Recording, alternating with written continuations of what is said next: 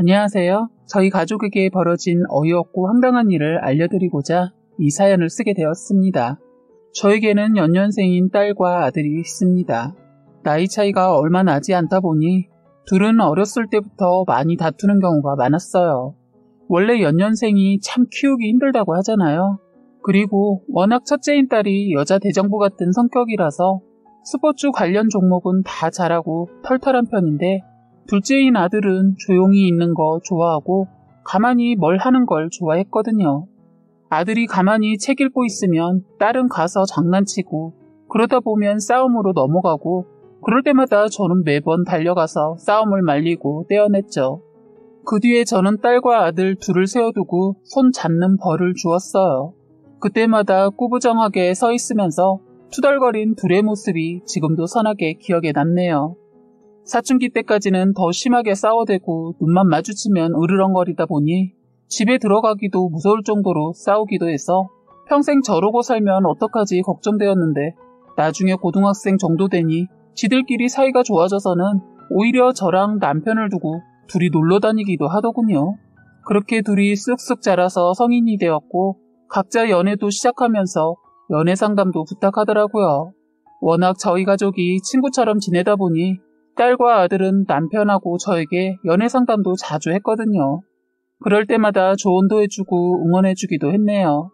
그래서인지 남편은 다 같이 술만 먹으면 너희가 이렇게 사이가 좋아지다니 너희가 날 속이는 건 아닐까 걱정할 때도 있었지만 기분은 참 좋다. 내가 자식들 참 잘 키웠구나 하면서 얘기할 때가 가끔 있습니다.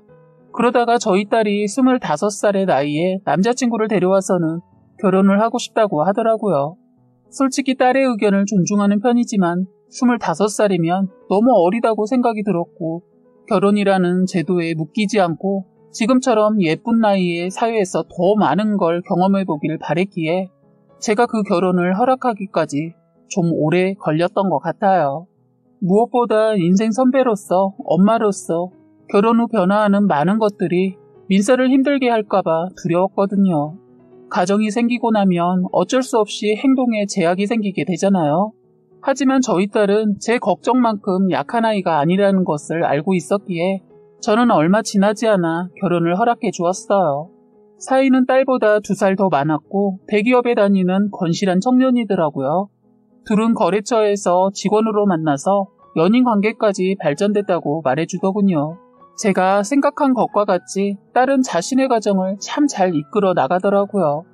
결혼한 지 4년 만에 아들을 낳아서 저에게 예쁜 손주도 보여주었습니다. 걱정했던 것보다 참 잘 지내는 딸을 보니 아들이 슬슬 걱정이 되더라고요. 그런데 때마침 아들은 자신이 만나는 여자친구를 데려왔어요.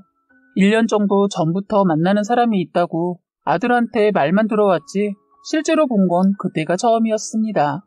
그날은 저와 남편 그리고 아들과 아들 여자친구 이렇게 넷이서만 보았는데 처음 본 아들의 여자친구는 예쁘장하고 싹싹하고 첫인상은 참 좋았어요. 그리고 무엇보다 아들이 참 많이 좋아하는 것 같더라고요. 직업을 물어봤더니 유치원 선생님으로 아이들을 아주 좋아한다고 하더군요. 그날 이후로도 계속 저와 남편을 찾아오면서 겨울에는 직접 든 목도리를 선물해주기도 하고 여름에는 직접 끓인 삼계탕을 들고 오기도 하더라고요. 그렇게 저희 부부와도 알아간 지 6개월이 조금 넘었을 때 둘은 결혼 얘기를 시작하게 되었어요. 그래서 이젠 딸아이 가족도 소개시켜 줘야겠다는 생각이 들었습니다. 계속 다 같이 만나자는 얘기는 나왔었지만 딸하고 사이가 둘 다 회사를 다니기도 하고 아이까지 있다 보니 아다리가 잘 맞지가 않더군요. 그래서 서로 시간이 되는 날을 맞추어 딸아이와 사위 그리고 손주인 호수도 함께 해서 다 같이 보기로 약속을 하게 되었습니다. 약속 당일 딸은 드디어 민수 여친을 보는구나 하며 들떠서 약속 시간보다 1시간 일찍 저희 집에 왔습니다. 그렇게 먼저 도착한 딸아이 가족은 저와 함께 식사를 준비했고 약속 시간이 되니 아들과 여자친구가 함께 왔더라고요. 그렇게 이 둘이 집 안으로 들어오게 되었고 서로 인사를 나누기 시작했습니다. 그런데 여자친구인 아이와 사이가 서로의 얼굴을 확인하곤 당황스러워하는 듯한 눈치였어요. 그래서 저는 둘이 아는 사이니? 했더니 사이가 아, 같은 대학 선후배였습니다. 하더군요. 기억까지 할 정도면 친했었겠네. 했더니 아들 여친이 그 정도는 아니고 그냥 오다 가다 인사하는 사이였어요. 하더라고요. 그런데 뭔가 모르게 쎄한 촉이 오더군요. 그 뒤로 저희 집에서 다 같이 만날 때마다 뭘 가지고 와야 하는 상황에 둘이 같이 일어나고 부엌에서 함께 얘기를 하는 경우가 자꾸 제 눈에 보이더군요. 그래서 뭔가 이상하구나 눈치를 채고 있었어요. 그러다가 결국 문제가 일어나게 되었죠. 그날은 딸아이에게 줄 반찬을 만들어놔서 딸아이한테 가져다 주겠다고 하니까 괜히 힘들게 왔다 갔다 하시지 말고 집에 계시면 가지러 가겠다고 하더라고요. 그런데 이미 저는 딸아이 집 앞이었다는 걸 얘기하니까 비밀번호를 알려주고는 오늘은 회사 일이 늦게 끝날 것 같으니 집에 그냥 두고 가달라고 하더군요. 그래서 아쉽지만 그냥 집으로 올라가서 알려준 비밀번호를 치고 안으로 들어갔습니다. 그런데 그 안에는 충격적인 장면이 펼쳐지고 있더군요. 그건 바로 사위와 아들의 여자친구가 함께 안방 침대에서 누워있는 것이었습니다. 둘이 히히덕거리느라 제가 들어온 줄도 몰랐는지 지들끼리 물고 빨고 있더라고요. 저는 이 모습을 보고 충격을 받아 쓰러질 뻔했지만 정신적으로 버텼습니다. 그리고는 핸드폰을 들어 그 둘의 모습을 찍었어요. 카메라 소리를 들은 둘은 방문을 바라봤고 제가 서 있다는 사실을 알곤 깜짝 놀라더군요. 둘 다 저를 바라보곤 벌떡 일어나며 어머니 그게 아니라 라고 하더라고요. 뭐가 그게 아닌데 내가 지금 본 게 오해라고 하려고 그러는 거야? 아니에요 그게 어머니 라고 하며 둘 다 고개를 푹 숙이곤 아무 말도 못하더군요. 그냥 아는 대학 선후배 관계였다고 하더니 그게 아니라 불륜 관계였던 거니? 참 웃기다 너네. 저 여자애는 몰라도 호수애비 너는 그러면 안 되는 거 아니냐? 가정이 있고 애가 있으면 책임질 줄 알아야지. 지금 뭐하는 짓이야 이게? 라며 소리를 지르니 겨우 버티고 있던 제 몸을 가누기가 힘들더군요. 휘청이는 제 몸을 사이가 달려와 잡았지만 그 손에 닿으니 온몸에 소름이 끼치는 느낌이었어요. 그래서 그 손을 바로 뿌리치고 어딜 잡는 거냐며 화를 냈죠. 그 뒤로 둘이 도대체 뭔 사이냐고 당장 말하라고 닥달을 하니 그제서야 말을 하더군요. 사이와 이 여자애는 몇 년 전 연인관계였다고 하더라고요. 둘은 원래 결혼까지 생각할 정도로 깊은 사이였지만 서로의 상황이 잘 맞지 않아 어쩔 수 없이 헤어지게 된 상황이었다고 합니다.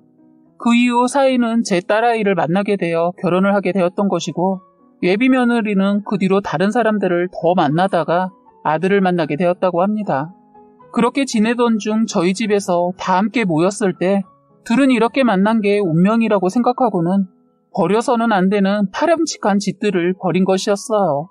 우리 딸 아들이 이 사실을 알 생각을 하니까 눈앞이 깜깜하더군요. 이걸 어떻게 알려주어야 하고 해결해 나가야 하는 건지 막막했지만 엄마로서 제가 정신을 차려야 하겠더라고요. 그래서 너네 지금 무슨 짓을 한 건지 다 알지? 이 장면 내가 똑똑히 본 이상 그냥 잘못했다고 싹싹 비는 걸로는 절대 안 끝날 줄 알아라. 내 자식들 눈에 눈물 나게 한 너희들은 피눈물 나게 만들어버릴 거야. 그리고 호수는 우리가 키울 테니 그렇게 알아라. 법정에서 보자. 라고 했습니다. 그런 저에게 사위가 갑자기 무릎을 꿇고 저를 붙잡더니 어머니 정말 죄송합니다. 다신 이 여자 만나지 않을게요. 저 민사랑 호수 없이는 못 살아요. 제발요.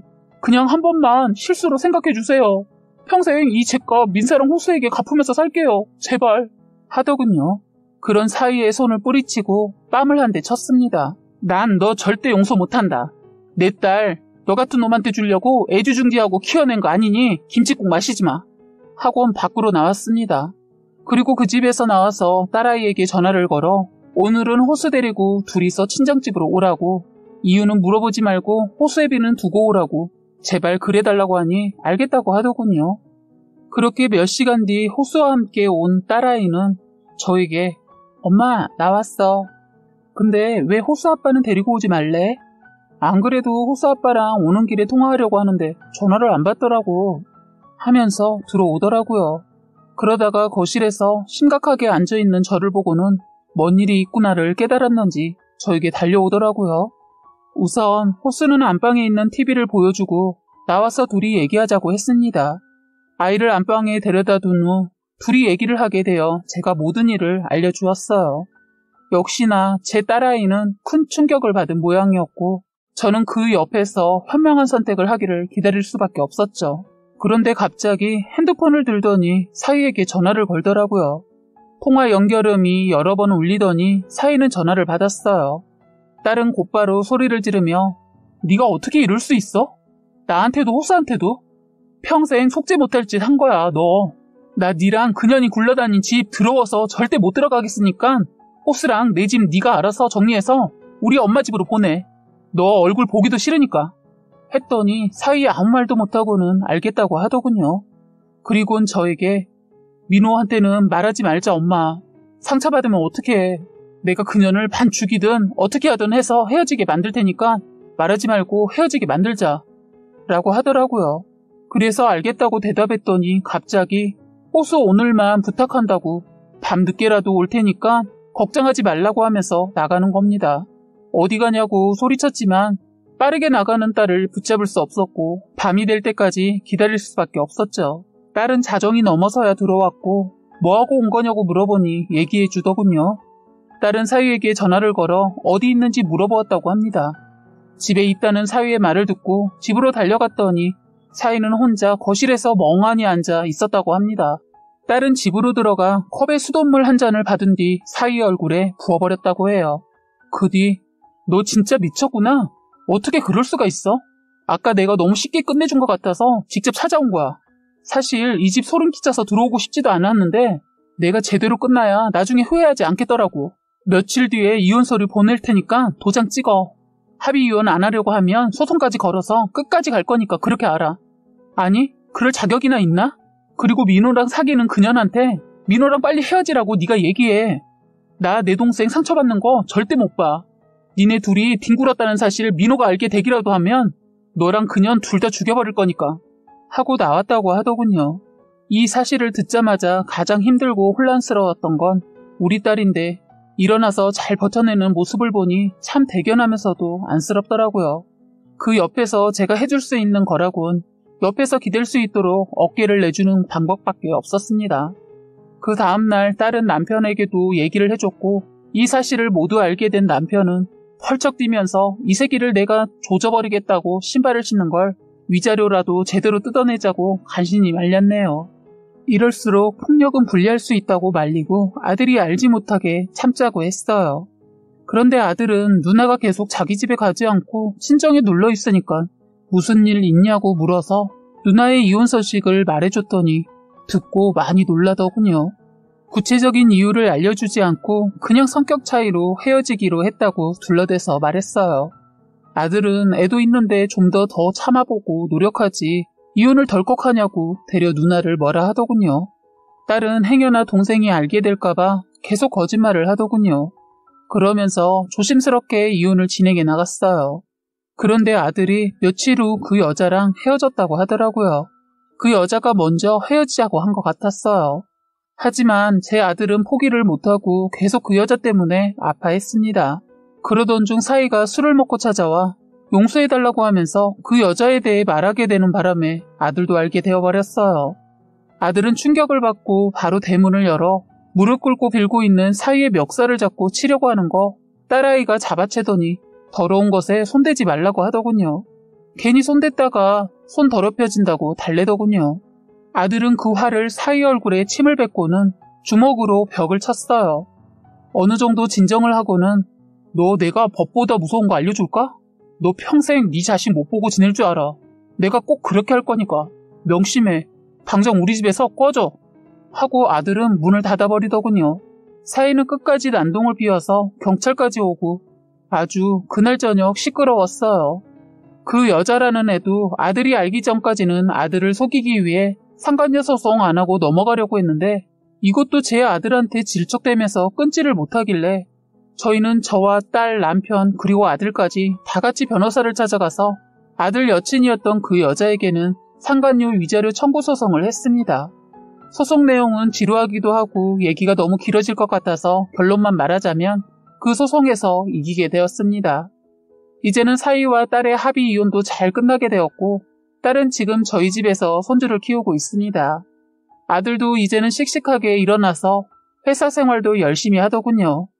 이 모든 상황을 옆에서 지켜보면서 참 마음 아프고 힘들었지만 저희 딸, 아들이 잘 버텨주는 모습을 보며 저와 남편도 함께 힘을 냈던 것 같아요. 이런 일을 우리 자식들이 겪게 될 줄 꿈에도 몰라서 더 충격이고 세상 참 좁구나 싶더군요.